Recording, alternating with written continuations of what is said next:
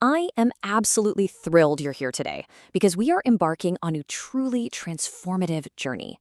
We're going to explore that tiny, fascinating space between a split-second knee-jerk reaction and long-term, unshakable emotional intelligence.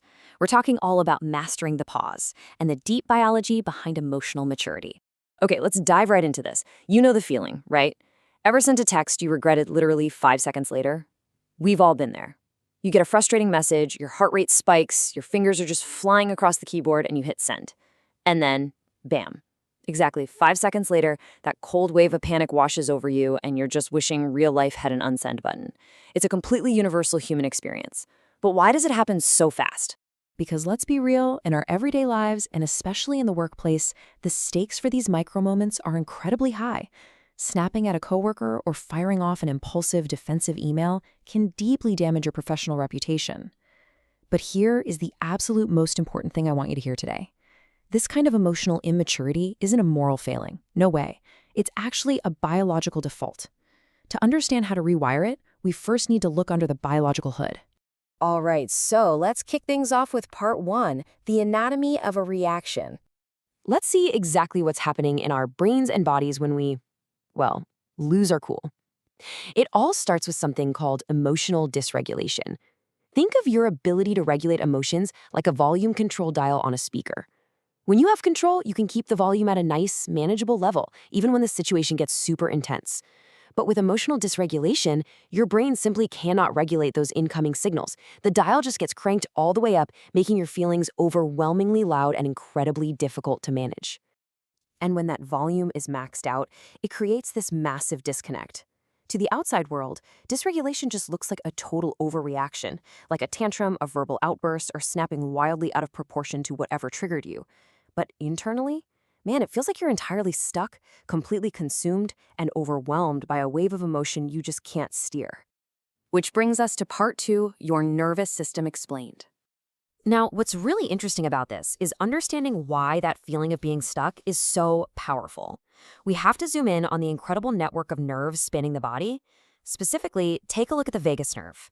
According to polyvagal theory, the vagus nerve is basically the primary communication superhighway between your body and your brain. It dictates our physiological and emotional responses to everything that happens around us. It's the literal driver of our stress responses. Polyvagal theory maps out our autonomic nervous system into three distinct biological states. First up is the ventral vagal state. This is the good stuff when we feel safe, grounded, and fully capable of social connection.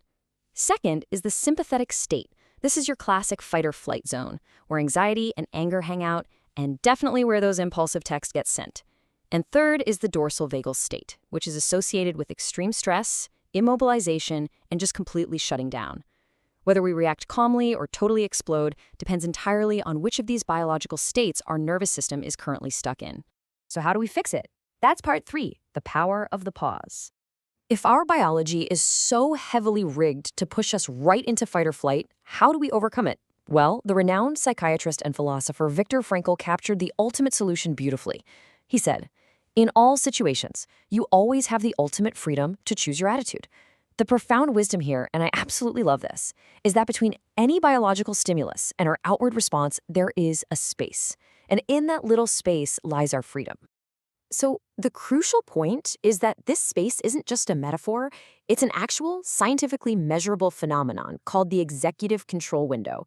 It's a literal split-second cognitive gap where your brain's prefrontal cortex kicks in and suppresses those raw, fiery impulses. It gives you a moment to assess risks, consider the other person's perspective, and actively choose your tone.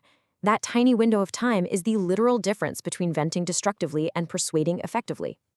Now, to artificially create this window when you're super triggered, we can use a highly tactical tool from dialectical behavior therapy known as the stop skill. Think of it as a mental handbrake for your amygdala. First, S, stop. Literally freeze every muscle so you don't act without thinking. Next, T, take a step back. Take a deep breath to physically get yourself unstuck. Then O, observe. Gather the actual facts of the situation, not just your automatic negative thoughts. And finally, P, proceed. Act mindfully toward the goal you actually want to achieve. And here's the thing, the benefits of this pause aren't just internal. Timing acts as a massive social signal, especially in the workplace. Notice how a super rapid fire response of 0 to 10 seconds might seem attentive, but honestly, it often reads as impulsive or performative. However, pausing for 10 to 60 seconds before responding frames you as composed and thoughtful. Pausing isn't just about internal regulation. It projects serious authority, expertise, and composure to everyone around you. Moving right along to part 4, sitting with your feelings. But how do we actually sustain that pause without just shoving our emotions down until they inevitably explode later? When an intense emotion hits, our first instinct is usually to run, distract ourselves, or suppress it completely. Instead, we really need to slow down. The Zen master Thich Nhat Hanh provides some perfect guidance here. Conscious breathing is my anchor.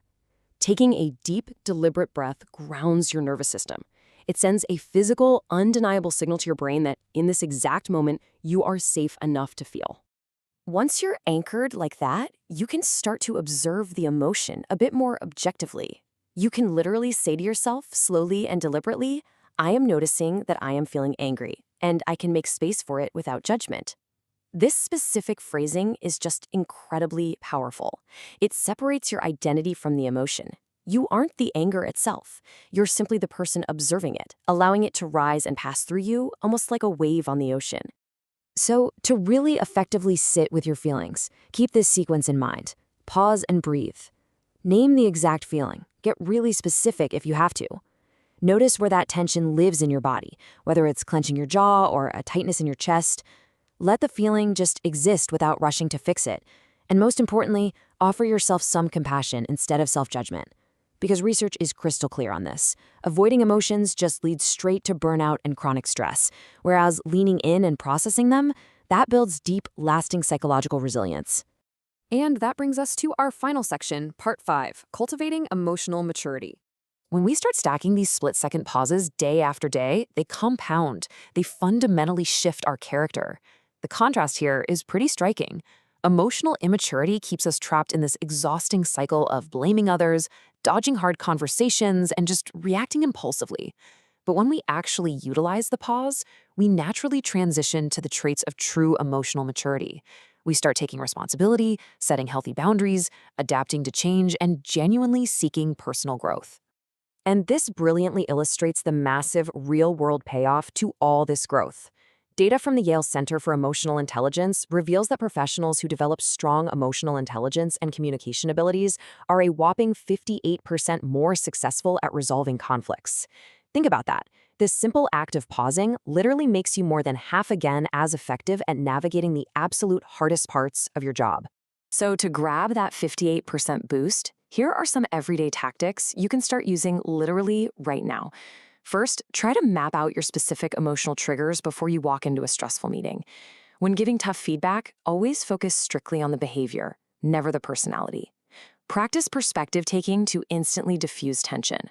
When someone else is running hot, navigate those strong emotions by validating their feelings first to create psychological safety. And finally, take 2 minutes at the end of every day to reflect on what went well. It actively builds your emotional resilience over time. As we wrap up, I want to leave you with a provocative thought to carry into the rest of your day, or maybe your next stressful email or difficult conversation.